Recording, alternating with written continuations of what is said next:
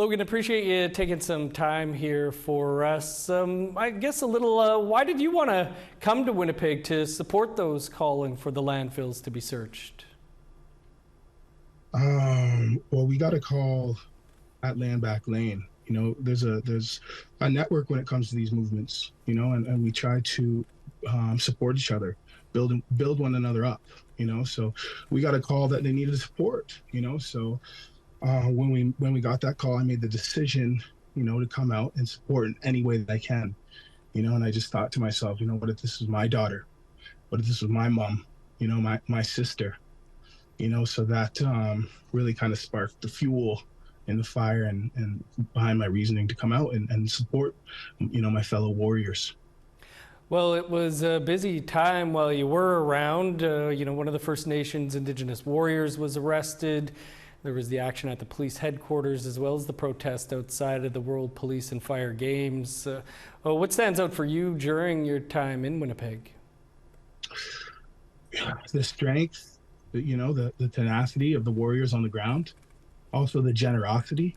I was spending a lot of time at the Camp Mercedes at the Human Rights Museum, so seeing the generosity in camp and how they're, made a commitment to helping the community and others that are around in the area, that was really inspiring to me, and to see everybody pull together when that warrior was arrested, to see everyone pull together and show up at the police station. I'm sure there's mixed reviews about that, but for me, I'm in full support of that. I thought it was a beautiful moment of peaceful resistance.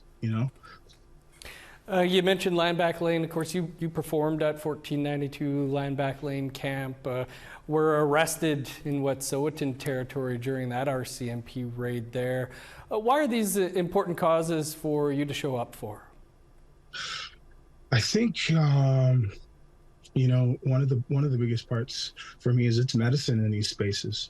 There's good people, there's camaraderie, there's brothers and there's sisters, and there's love and there's peace and people standing together. And I think all of us kind of search for something to be a part of that is bigger than ourselves. And me defending our land, defending our people, pouring my blood, sweat, and tears into that sort of thing. It's something that I know I'm doing the right thing. I don't have to think about it. It's a no-brainer.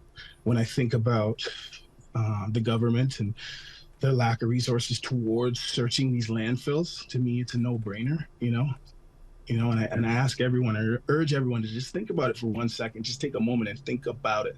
What if this was your grandma or your sister or your daughter?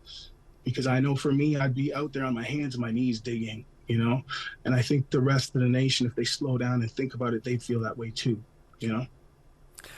Logan, we'll leave it there, but do appreciate you taking some time for us here and maybe catch up with you when you're back.